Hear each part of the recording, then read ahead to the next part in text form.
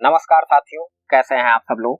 उम्मीद करता हूं कि अच्छे होंगे, स्वस्थ होंगे और मस्त होंगे। मित्रों, पिछली क्लास में हमने बैंकों के मर्जर और सीबीडीसी की चर्चा की थी। सीबीडीसी। तो आज मित्रों हम लोग एक विशेष टॉपिक पर चर्चा करेंगे जिसका नाम है ई रूपी। ई रूपी। अब ई रूपी है क्या, काम कैसे करता है, इसकी आवश्यकता क्यों है, तमाम पहलुओं पर विस्तृत चर्चा की जाएगी। ई रूपी ऐसा माना जाता है कि सीबीडीसी लागू करने की दिशा में हमारा पहला कदम था। तो आइए सबसे पहले समझते हैं कि आवश्यकता क्यों पड़ी ई रूपी की। आवश्यकता क्यों पड़ी, आवश्यकता क्यों, ई रूपी की आवश्यकता क्यों। मेरा मानना है कि आपको क्यों सबसे पहले समझना चाहिए। क्यों समझना अत्यंत महत्वपूर्ण होता है। ये अगर आपको समझ में आ जाता है तो फिर क्या अपने आप में ही समझ में आ जाता है। जैसे न्यूटन सर ने सबसे पहले क्यों ही तो सोचा था कि वस्तुएं पृथ्वी की ओर क्यों गिरती हैं, तभी तो आज आपको गुरुत्वाकर्षण और गुरुत्व के बारे में पता चला है। फिलहाल हम लोग ई रूपी की आवश्यकता क्यों पड़ी इस पर ध्यान देते हैं। जैसा कि आप लोग जानते हैं कि सरकार सब्सिडी के माध्यम से जो गरीब या वंचित वर्ग के लोग हैं उनकी सहायता करती है। विभिन्न क्षेत्रों में सब्सिडियां दी जाती हैं। कृषि क्षेत्र में, जिसको हमने आपको कई बार बताया है कि WTO में विवाद चलता है इसी को लेकर, राज्य सरकारें हो, केंद्र सरकार हो, तमाम लाभकारी परियोजनाएं चलाती हैं ताकि वंचित वर्ग, गरीब वर्ग के लोगों तक आवश्यक वस्तुएं पहुंचे और उनका आर्थिक कल्याण हो। क्या हो उनका मित्रों, आर्थिक कल्याण हो। इसके लिए तमाम कल्याणकारी परियोजनाएं विभिन्न राज्य सरकार और केंद्र सरकार द्वारा चलाई जाती है। तो आपको ये भी पता होगा कि पहले जो सब्सिडी हुआ करती थी वो कैश के माध्यम से दी जाती थी। अब कैश के माध्यम से जब दी जाती थी सब्सिडी, तो भ्रष्टाचार और क्षरण की वजह से लोगों को उचित लाभ नहीं मिल पाता था।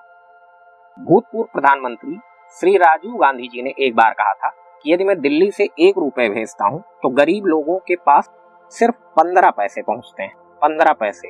अब 1 रुपए में 100 पैसे होते हैं, आप जानते हैं। तो उन्होंने ये कहा था कि जब मैं 1 रुपए भेजता हूं तो गरीब वर्ग के लोगों तक सिर्फ 15 पैसे पहुंचते हैं। तो अर्थात 85 पैसे या 85% आपका भ्रष्टाचार की भेंट चढ़ जाते थे।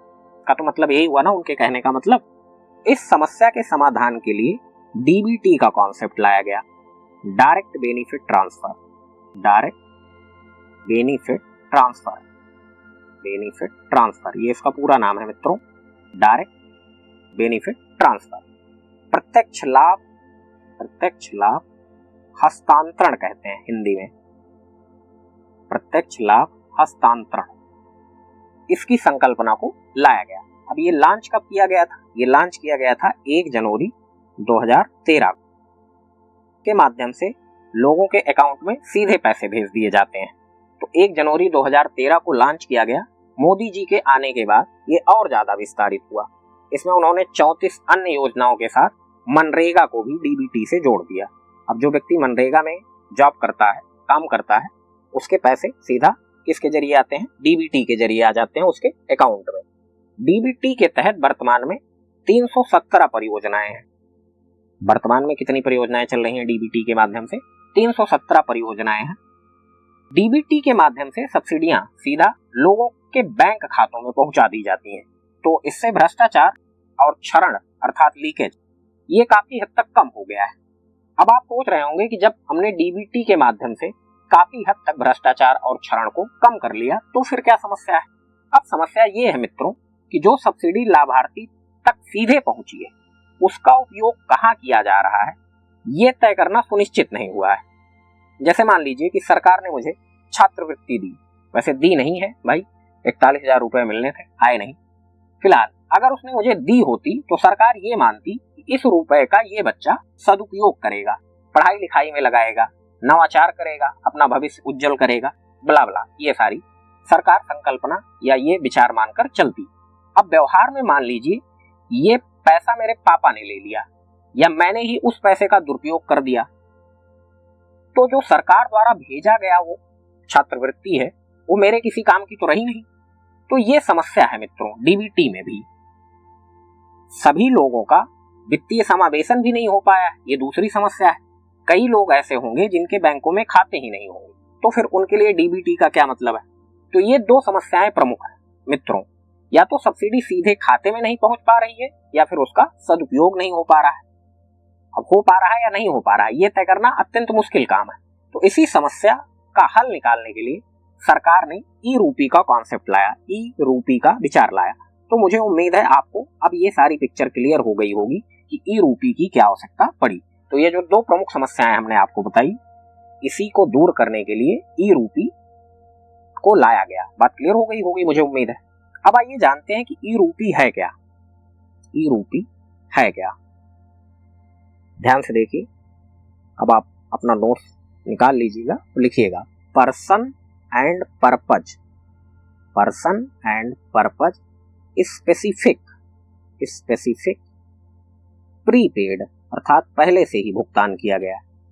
ई voucher, E voucher launched by, launched by NPCI, national payment corporation of India. अब देखिए नाम से ही आपको पता चल गया होगा, व्यक्ति, पर्सन माने व्यक्ति, पर्पज माने क्या होता है, उद्देश्य, एंड माने और होता ही है। व्यक्ति और उद्देश्य विशिष्ट एक प्रीपेड ई वाउचर है। प्रीपेड का मतलब जिसका भुगतान पहले ही किया गया है, प्रीपेड ई वाउचर है। और जिसे किसके द्वारा लॉन्च किया गया है, एनपीसीआई के द्वारा, national payment corporation of India. अब ये एनपीसीआई द्वारा लॉन्च किया गया है और ये Bhim UPI, Bhim UPI, UPI platform पर आधारित एवं आरबीआई द्वारा स्वीकृत है। नाम से ही पता चल जा रहा है कि जिस व्यक्ति को जिस उद्देश्य के लिए ये दिया जा रहा है ये उसी में खर्च कर सकता है, अन्य किसी काम के लिए नहीं खर्च कर सकता। जैसे अगर ये खाद के लिए दिया गया है तो आप इससे खाद ही खरीद पाएंगे, उर्वरक ही खरीद पाएंगे, उसकी दारू नहीं पी पाएंगे आप। इतनी बात आपको क्लियर हो गई। नाम से ही पता चल गया, person and purpose specific prepaid E voucher launched by NPCI. ध्यान रखिएगा ये चर्चा में बना रहता है, NPCI, national payment corporation of India.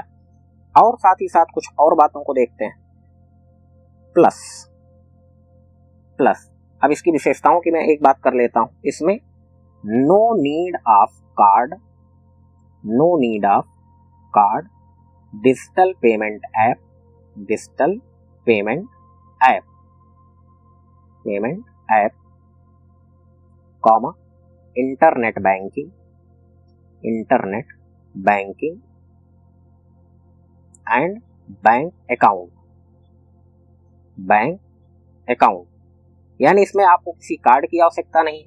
Digital payment application जो Google Pay, PhonePe, Paytm, Jupiter ये सब हैं, उनकी किसी की आवश्यकता नहीं। ना तो आपको इंटरनेट बैंकिंग की आवश्यकता है, ना ही आपके बैंक अकाउंट की आवश्यकता है। जैसे मैंने बताया कि कई लोगों का वित्तीय समावेशन नहीं हो पा रहा है तो उनके लिए डीबीटी का कोई मतलब ही नहीं है, कहाँ भेजेंगे पैसे उनके पास। तो ये चीज है, इसमें आपको ना तो कार्ड की आवश्यकता है, ना किसी डिजिटल पेमेंट एप्लीकेशन की आवश्यकता है, ना ही इंटरनेट बैंकिंग की आवश्यकता है और ना ही बैंक अकाउंट की आवश्यकता है। ये बात क्लियर हो गई।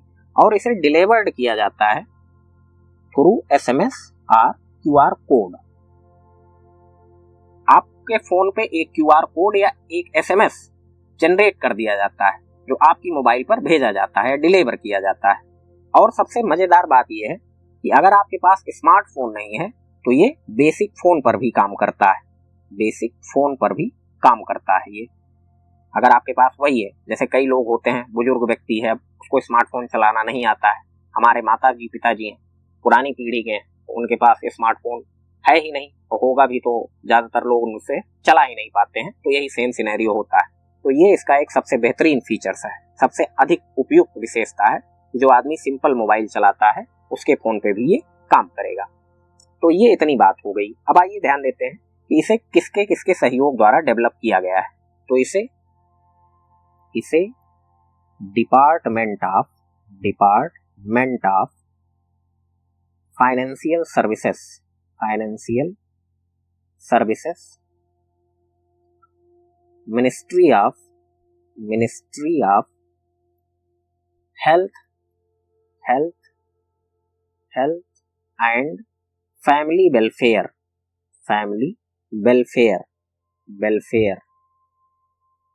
और national health authority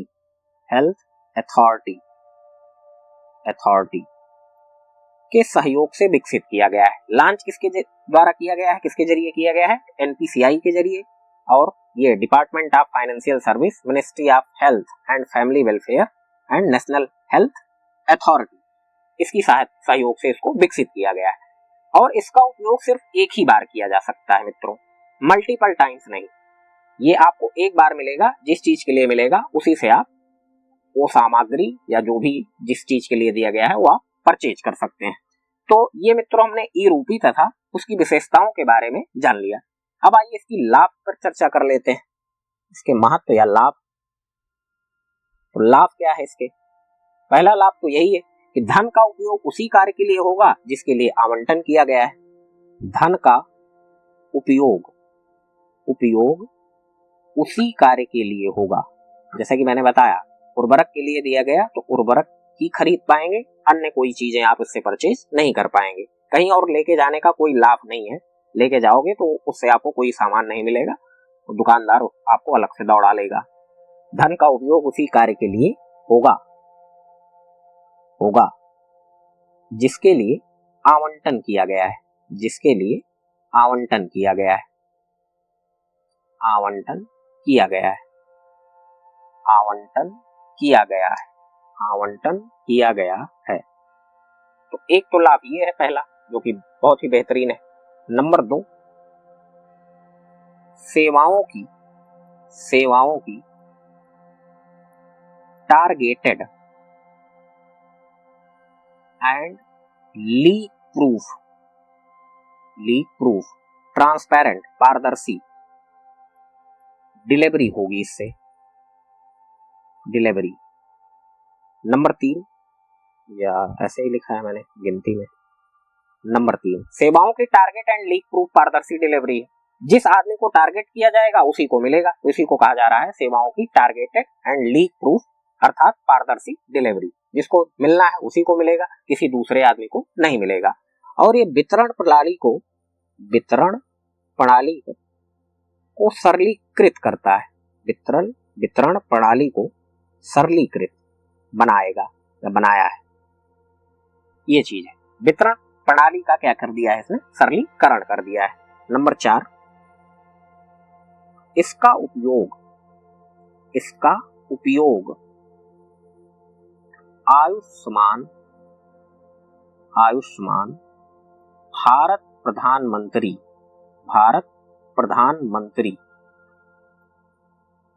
Jan Arogya Yojana, ये क्रांतिकारी योजना थी मित्रों, तो अभी भी चल ही रही है। हालांकि अब नए आयुष्मान कार्ड तो नहीं बन रहे हैं रिसेंटली, लेकिन ये एक बहुत ही क्रांतिकारी योजना थी जो सरकार द्वारा चलाई गई। इसमें लगभग 50 लाख लोगों को कवर किया गया है, 50 करोड़ लोगों को।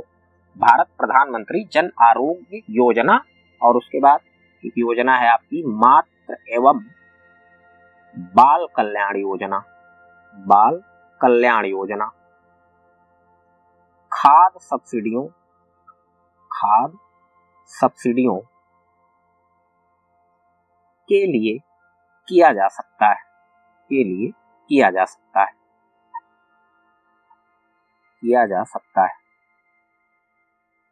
इन सब चीजों के लिए। मान लीजिए कि आपके पास आयुष्मान हेल्थ कार्ड है और ई रूपी जो आपको वहां पे 5 लाख रुपए तक की छूट मिलती है इलाज करवाने की, तो उसके लिए आपको एक ई रूपी दे दिया जाएगा, उसका QR कोड। आप किसी हॉस्पिटल में जाएं, अपना इलाज करवा ले उसके माध्यम से। खैर, तो ये तो बात हो गई। इसलिए इसके लाभ के बारे में चर्चा हमने कर ली है, तो मुझे उम्मीद है यहाँ तक आपको पूरी की पूरी पिक्चर क्लियर हो गई होगी। सबसे पहले हमने जाना कि इसकी आवश्यकता क्यों थी, फिर हमने जाना ई रूपी है क्या, अब उसके हमने कुछ विशेषताओं को साथ में देख लिया, ये हमने लाभ की चर्चा कर ली।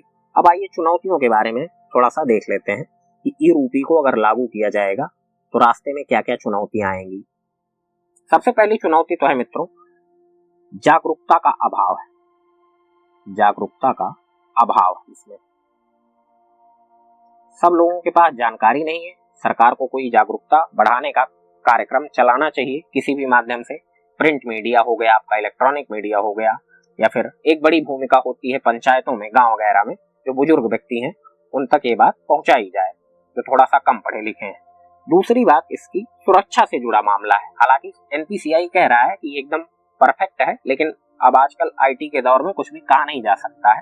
तो साइबर क्राइम सुरक्षा, साइबर क्राइम से सुरक्षा, ये थोड़ा सा चुनौतीपूर्ण काम है, क्योंकि जानते ही हैं कि जो हैकर्स होते हैं वो कुछ भी कर सकते हैं। अभी आपने रिसेंटली देखा होगा कि चाइनीज हैकरों ने हमारे यहाँ महाराष्ट्र की बत्ती ही गुल कर दी थी। तो ये इस तरीके की घटनाएं हो सकती हैं, क्योंकि आईटी सेक्टर में कोई निश्चित बातें संभव ही नहीं है। बात समझ रहे हैं आप लोग? तो साइबर क्राइम से सुरक्षा ये सरकार के लिए अत्यंत चुनौतीपूर्ण काम है। अब आइए देखते हैं कि वाउचर आधारित अन्य देशों में या वैश्विक प्रणाली में कौन कौन से देश ऐसे हैं जो इस व्यवस्था को लागू कर चुके हैं। वाउचर आधारित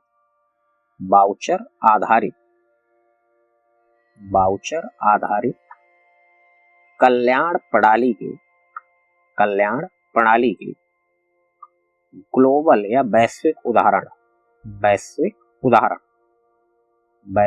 उदाहरण किसी अन्य देशों में लागू है या फिर हम लोग भारत में ही लागू कर रहे हैं, ये भी तो हमको जानना है।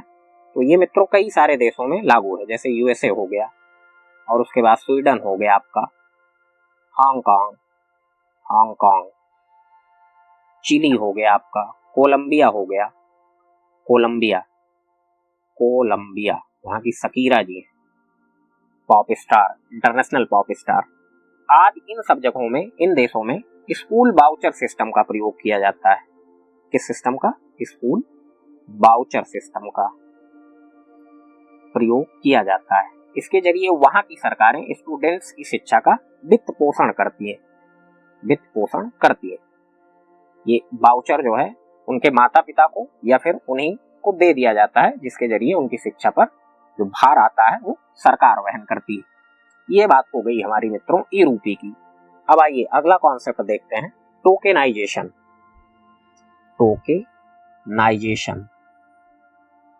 जेड लिख लो या फिर SI लिख लो, एस से भी ये बनाया जा सकता है, टोकेनाइजेशन। अभी हिंदी के चक्कर में मत पड़िएगा, टोकनीकरण वो सब जरूरत नहीं है उसकी, मतलब अजीब टाइप लगता है ना टोकेनाइजेशन। तो आइए सबसे पहले इसको ध्यान देते हैं, टोकेनाइजेशन है क्या, बहुत इंपॉर्टेंट है ये भी। डेबिट कार्ड है आपका या फिर क्रेडिट कार्ड है, डेबिट या क्रेडिट कार्ड्स की मूल सूचनाओं को एक वैकल्पिक अंक, या इसे आप यूनिक कोड भी कह सकते हैं, यूनिक कोड, और इसे ही क्या कहा जाता है, टोकन, जिसे टोकन कहा जाता है। स्पष्टीकरण के लिए मैं लिख देता हूं, जिसे टोकन कहा जाता है। ब्रैकेट बंद कर दिया मैंने। से रिप्लेस करना मतलब समझ गए आप लोग? नहीं समझे तो देखिए, जब हम ट्रांजैक्शन करते हैं या हमको जब करना होता है तो हमें डेबिट या क्रेडिट कार्ड्स की डिटेल देनी पड़ती है, जैसे कार्ड नंबर क्या है, CVV नंबर क्या है, ये सब हमको बताना पड़ता है। तो इस व्यवस्था में क्या काम किया जाएगा कि एक वैकल्पिक अंक या यूनिक कोड आपको दे दिया जाएगा और उसे ही क्या कहा जाएगा, टोकन। तो आप उसको फिल कर देंगे। ये बेसिकली एक अल्फा न्यूमेरिक टाइप का होगा, जैसे 1 @ *##, इस टाइप से होता है। तो ये दे दिया जाएगा। तो इससे क्या होगा कि जब आप ये सारी चीजें देते हैं, मान लीजिए कि आपने अपना कार्ड नंबर दे दिया, CVV नंबर दे दिया, तो आपको डर लगा रहता है कि कहीं इसका कोई दुरुपयोग ना कर दे। तो टोकेनाइजेशन की इस प्रक्रिया में एक वैकल्पिक अंक क्रिएट कर दिया जाएगा, जिससे आप ट्रांजैक्शन कर सकते हो और आपको डिटेल भरने की आवश्यकता नहीं होती है। मुझे उम्मीद है आपको टोकेनाइजेशन की प्रक्रिया समझ में आ गई होगी। अब आइए इसकी विशेषताओं की चर्चा करते हैं। टोकेनाइजेशन की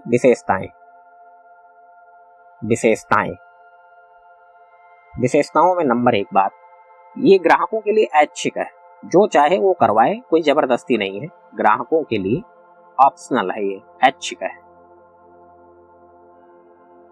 दूसरी बात, टोकेनाइजेशन करवाने की कोई फीस नहीं है, नो फीस। तीसरी बात, ये कह सकते हो आप कि जो भी आपके पास कार्ड्स हैं उनका सबका टोकेनाइजेशन करवाया जा सकता है, उसकी कोई लिमिट नहीं है। No limit. वीजा है, मास्टर कार्ड हो गया, तो जितने भी कार्ड हैं सबका आप टोकेनाइजेशन करवा सकते हैं। उसके लिए कोई एक निश्चित सीमा नहीं है, जितने कार्ड हो सबका आप करवा लीजिए। चौथी बात में ये है कि मोबाइल फोन, लैपटॉप, टैबलेट्स और जो आपकी स्मार्ट वॉच आती हैं अब तो, और एक बैंड्स भी आता है, हेल्थ बैंड वगैरह, इन सभी डिवाइसेस के जरिए आप ट्रांजैक्शन कर सकते हैं अगर आपके पास टोकेनाइजेशन की व्यवस्था है। अभी रिसेंटली आरबीआई ने कुछ नई गाइडलाइन जारी की है और ये 1 जुलाई से लागू हो चुकी है। 1 जुलाई 2022 से आरबीआई की गाइडलाइंस के अनुसार कोई भी ई कॉमर्स वेबसाइट आप समझ रहे हैं, जैसे आपका फ्लिपकार्ट हो गया, अमेजॉन हो गया, तो ये सब ई कॉमर्स वेबसाइट है जिनके जरिए आप सामान मंगाते हैं। किसी भी ग्राहक का कार्ड नंबर या सीवीवी नंबर स्टोर नहीं कर पाएंगी, एकत्र नहीं कर पाएंगी। जैसे आपने जब पहले सामान मंगवाया होगा, अभी मैं आपको बताऊंगा टोकेनाइजेशन की प्रक्रिया कैसे करते हैं, आपने नहीं किया होगा तो आप चाहें तो कर सकते हैं। तो और वो सब व्यवस्था मैंने आपको बता दी, कोई चार्ज आपका लगना नहीं। जैसे जब आप पहले सामान मंगवाते थे तो जब आपको पेमेंट करना होता था तो आपको ये सब डिटेल्स भरनी पड़ती, तो वो ई कॉमर्स वेबसाइटें जो है सेव करके रख लेती थी, स्टोर करके रख लेती थी। मान लीजिए आपने अमेजॉन से आज के 2 महीने पहले कोई सामान मंगवाया हुआ है, अब उसके बाद फिर आप 15 दिन बाद फिर से वही सामान, आप कोई भी सामान आप अमेजॉन से ही मंगवा रहे हैं, तो आपको बार बार वो भरने की आवश्यकता नहीं है। आप 2-4 अंक डालिए, वो ऑटोमेटिक ले लेता था, अपने आप उसका ट्रांजैक्शन हो जाता था। तो यानी उसने ये सारी डिटेल्स जो है वो स्टोर करके रख ली थी अपने पास। अब 1 जुलाई 2022 से वो सब आपका खत्म हो गया। अब अगर आप ट्रांजैक्शन कर रहे हैं तो वो सुविधा आपको नहीं मिलेगी, ठीक है, आपको डालना पड़ेगा। ये बात क्लियर हो गई आपको? अब ये इससे सुविधा वही है, हम बेसिकली अपना जो डेटा थेफ्ट वाला मामला है उसको प्रोटेक्ट कर रहे हैं ताकि हमारा डेटा चोरी ना हो सके, ठीक है। ये सब संवेदनशील सूचनाएं होती हैं। डर लगता है भाई कि कोई भी आदमी जो है मिसयूज कर लेगा तो फिर दिक्कत हो जाएगी। अब पैसे वैसे उड़ाने का तो मतलब उतना स्कोप नहीं है, अनटिल अनलेस आप पागलों की तरह अपना ओटीपी ना बता दें किसी को। ओटीपी आता है आपके मोबाइल में। खैर, अब आपके दिमाग में ये ख्याल आ रहा होगा कि अपने कार्ड को टोकनाइज कैसे करें, तो मैं एक हेडिंग लगा देता हूं छोटी सी, कार्ड को टोकेनाइज कैसे करें।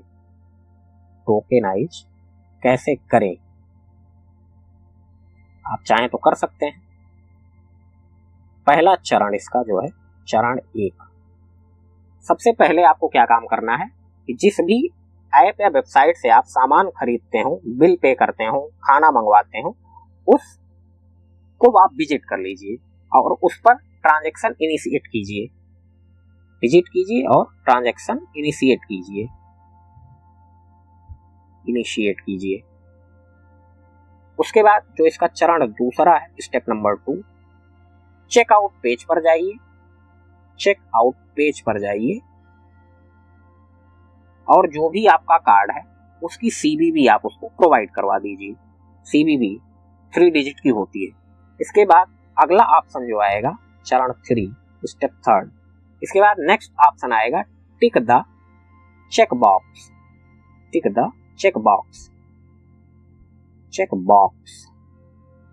ऐसे इसका ऑप्शन आता है, उसको आपको टिक कर देना है, मतलब टिक करके रख लेना है और उसमें लिखा होगा सिक्योर योर कार्ड या save card as per RBI guidelines. ये आपको लिखा मिलेगा मित्रों, गाइडलाइंस। चेक बॉक्स को आप टिक करिए, उसमें आपको ये लिखा मिलेगा। और उसके बाद फिर क्या होगा, स्टेप 4 जो होगा इसका चरण नंबर 4, आपके रजिस्टर्ड मोबाइल पर ओटीपी आएगा। आपके रजिस्टर्ड मोबाइल पर क्या जाएगा, ओटीपी आ जाएगा। ओटीपी 1 टाइम पासवर्ड आ जाएगा। इतना करने के बाद आपका कार्ड चाहे डेबिट हो या फिर क्रेडिट हो, सफलतापूर्वक टोकेनाइज हो जाता है। मित्रों, फिर भी मतलब एक समस्या अब जो ये थी वो उससे आपका मतलब अब आपका टेंशन लेने की कोई आवश्यकता नहीं रहेगी। कहने का मतलब ये है जब ये टोकनाइज हो जाएगा कोई भी मर्चेंट आपकी इंफॉर्मेशन को एक्सेस नहीं कर पाएगा। तो ये स्टेप है, आप चाहें तो कर सकते हैं। फिलहाल अब आइए नेक्स्ट टॉपिक पर चर्चा करते हैं। अगला टॉपिक है हमारा आरबीआई रिटेल डायरेक्ट स्कीम। तो ये फरवरी 2021 को अनाउंस की गई थी मित्रों, पहली बार, ध्यान रखिएगा। तो ये सब अभी रिसेंटली के घटनाक्रम है, इसको इसीलिए मैं क्लास में पढ़ा दे रहा हूँ। फरवरी 2021 को अनाउंस किया गया इसका। अब आइए सबसे पहले यहाँ पे भी समझने का प्रयास करते हैं कि इसकी आवश्यकता क्यों है। तो आवश्यकता इसलिए है मित्रों कि वर्तमान में हमारे पास स्टॉक मार्केट में as a retail investor invest करने के बहुत सारे तरीके होते हैं। कई सारे म्यूचुअल फंड्स होते हैं, कई सारे ब्रोकर्स हैं, लेकिन यदि हमें बॉन्ड्स के अंदर डायरेक्ट इन्वेस्ट करना हो, अगर मान लीजिए हमको क्या करना हो, बॉन्ड्स के अंदर डायरेक्ट इन्वेस्ट करना हो, तो एक तरफ तो हमारे पास होते हैं ये public sector enterprises bonds, corporate bonds. इन बॉन्ड्स में इन्वेस्ट करने के लिए हमारे पास निश्चित तौर पर कुछ ऑप्शन होते हैं एज ए रिटेल इन्वेस्टर। इतनी बात क्लियर हो गई आपको? हमारे पास कुछ ऑप्शन होते हैं जैसे म्यूचुअल फंड्स, लेकिन जब हमको सरकारी प्रतिभूतियों में डायरेक्ट निवेश करना हो मान लो, तो हमें फिर क्या करना पड़ता है, इंश्योरेंस, म्यूचुअल फंड्स, इन सब में पैसा लगाना पड़ता है। तो ये एक अप्रत्यक्ष तरीका है मित्रों। तो हम डायरेक्ट निवेश कैसे कर सकते हैं, इसके लिए ये योजना आरबीआई द्वारा लाई गई है। तो मुझे उम्मीद है कि क्या आवश्यकता है वो आपको समझ में आ गई होगी। अब आइए इसको पॉइंट वाइज करके हम लोग समझते हैं। तो पहला पॉइंट इसमें देखिएगा, इसमें पहला पॉइंट है आपका, ये आरबीआई की एक योजना है। आरबीआई की एक योजना है जिसके माध्यम से रिटेल इन्वेस्टर, निवेशक सरकारी प्रतिभूतियों में सीधे निवेश कर सकते हैं। तो जीसेक होता है, गवर्नमेंट सिक्योरिटीज होती हैं, उनमें सीधे निवेश किया जा सकता है। रिटेल इन्वेस्टर के द्वारा सीधे निवेश कर सकते हैं। अब आप पूछ रहे होंगे ये रिटेल निवेशक होता क्या है? तो जो 2 लाख रुपए तक जो आदमी निवेश करता है उसे ही क्या कहा जाता है, उसे कहा जाता है रिटेल निवेशक। बात क्लियर हो गई आपको? नंबर 2, इस योजना के अंतर्गत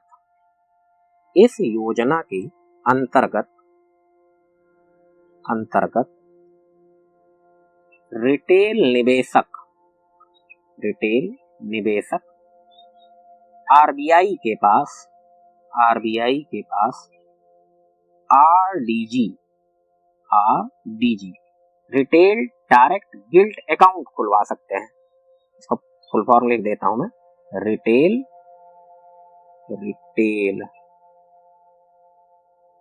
ये डी है, डी डायरेक्ट, क्योंकि योजना ही क्या है, आरबीआई रिटेल डायरेक्ट, ठीक है ना। तो आरडीजी अकाउंट, रिटेल डायरेक्ट एक गिल्ट अकाउंट, जी का मतलब है गिल्ट अकाउंट, खुलवा सकते हैं एवं इसे मेंटेन कर सकते हैं। आरडीजी बेसिकली क्या होता है, एक डीमैट अकाउंट होता है। डीमैट अकाउंट आपने देखा होगा, अगर आपने जीरोधा, एंजल वन, इन सब पे जो है आप अगर शेयर मार्केट में पैसे लगाते हैं तब भी आपको एक डीमैट अकाउंट खोलना पड़ता है। और ये जो गिल्ट है, गिल्ट का क्या मतलब है, जो सरकारी प्रतिभूतियां हैं उसे ही गिल्ट कहा जाता है। सरकारी प्रतिभूतियों को मित्रों गिल्ट कहा जाता है। डीमैट अकाउंट को हम स्टॉक मार्केट में अच्छे ढंग से समझेंगे। आप इतना समझिए अभी के लिए बेसिकली कि कोई भी चीज पदार्थ अर्थात मैटर का रूप लिए होती है, तो मैटर का उल्टा ही होता है डीमैटर। तो यहीं से ये शब्द आया है डीमैट, अर्थात विपदार्थीकरण। जैसे आपके पास मान लीजिए कि 500 रुपए का बॉन्ड पड़ा हुआ है, उसको हटा दो आप और एक खाता खुल जाए, उसमें ये लिखा रहे कि इस बॉन्ड की सीरीज नंबर क्या है और उसकी कितनी यूनिट फला व्यक्ति के पास है। इतनी बात क्लियर हुई आपको? बॉन्ड का सीरीज नंबर पता चल जाए और कितनी यूनिट फला व्यक्ति के पास है, ये जानकारी इलेक्ट्रॉनिक व्यवस्था में कर दी जाए। तो बात तो एक ही हुई ना। अब वो पेपर जो आपके पास पड़ा था उसका क्या करेंगे, आप अचार डालेंगे, वो तो वैसे ही पड़ा रहेगा ना, वो खाएंगे ना पिएंगे। तो वही सारी की सारी सूचना अकाउंट में आ गई है। तो ये क्या होता है, डीमैट फॉर्म होती है। बात क्लियर हो गई आपको। आइए पॉइंट नंबर 3 पर चर्चा करते हैं। बाकी तो हम लोग डिटेल में पढ़ेंगे ही स्टॉक मार्केट में जब हमको पढ़ना है। आरडीजी अकाउंट, आरडीजी अकाउंट इस योजना के लिए, इस योजना के लिए ये भी तो सोच रहे होंगे ये अकाउंट खुलेगा कैसे। आरडीजी अकाउंट इस योजना के लिए उपलब्ध कराए गए, उपलब्ध कराए गए, कराए गए ऑनलाइन पोर्टल के माध्यम से खोला जा सकता है। ऑनलाइन पोर्टल, आरबीआई ने एक ऑनलाइन पोर्टल बनाया है इसके लिए, उसके जरिए आप क्या कर सकते हैं, अपना आरडीजी अकाउंट खोल सकते हैं। ऑनलाइन पोर्टल के माध्यम से खोला जा सकता है, पूरा कर देता हूं, के माध्यम से खोला जा सकता है, से खोला जा सकता है, खोला जा सकता है। ये पॉइंट नंबर 3 हो गया। पॉइंट नंबर 4 पे आइए ध्यान देते हैं। इस योजना के अंतर्गत, इस योजना के अंतर्गत, इस योजना के अंतर्गत रिटेल निवेशक, रिटेल निवेशक वही जो 2 लाख तक इन्वेस्ट करते हैं रिटेल निवेशक कहलाते हैं। रिटेल निवेशक सरकारी प्रतिभूतियों, सरकारी प्रतिभूतियों के प्राथमिक बाजार में, प्राथमिक बाजार में, अभी सोच रहे होगे आप प्राथमिक बाजार क्या है, अभी समझाऊंगा आपको। प्राथमिक बाजार में एनडीएसओएम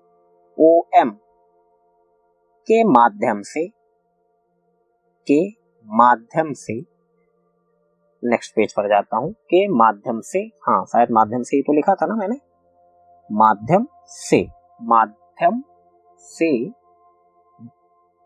प्रतिभूतियों के, प्रतिभूतियों के द्वितीयक बाजार में, द्वितीयक सेकेंडरी मार्केट, द्वितीयक बाजार में भागीदारी, पार्टिसिपेशन, भागीदारी कर सकते हैं, कर सकते हैं।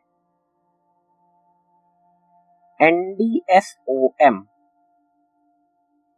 इसका फुल फॉर्म होता है negotiated, negotiated dealing, dealing system, system order matching, order matching, MEATCHING, order matching.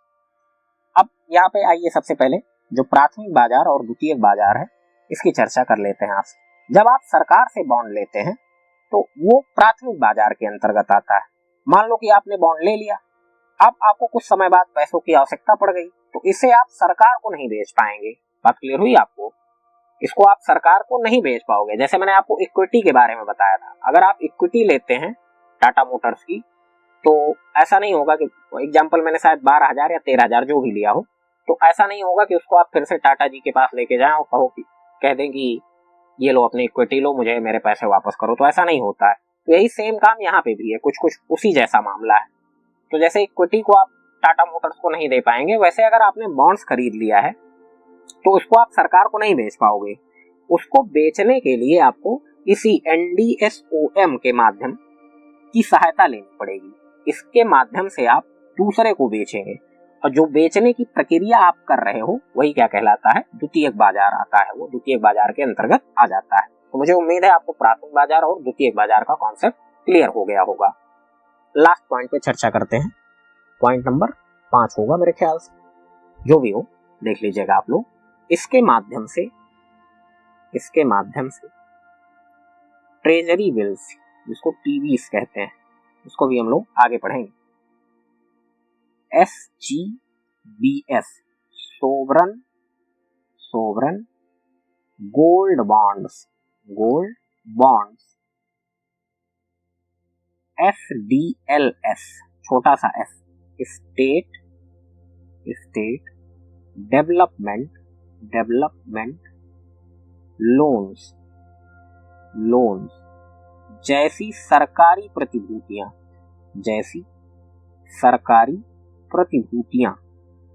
और एक दिनांकित प्रतिभूतियां भी होती हैं। सरकारी प्रतिभूतियां, दिनांकित प्रतिभूतियां खरीदी जा सकती हैं।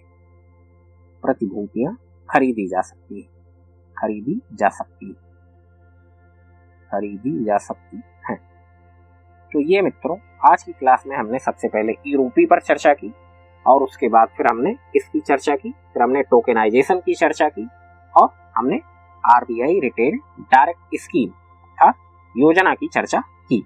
तो आज की क्लास में हम लोग इतना ही देखते हैं मित्रों। आपसे अगली नेक्स्ट क्लास में मुलाकात करेंगे। आपसे अनुरोध है कि चैनल को सब्सक्राइब करना ना भूलें, ज्यादा से ज्यादा लोगों के साथ शेयर करें और वीडियो को लाइक करना बिल्कुल भी मत भूलें। आपसे फिर हम लोग नेक्स्ट क्लास में मिलते हैं किसी नए टॉपिक के साथ। तब तक के लिए आप सभी लोगों का बहुत बहुत धन्यवाद। नमस्कार।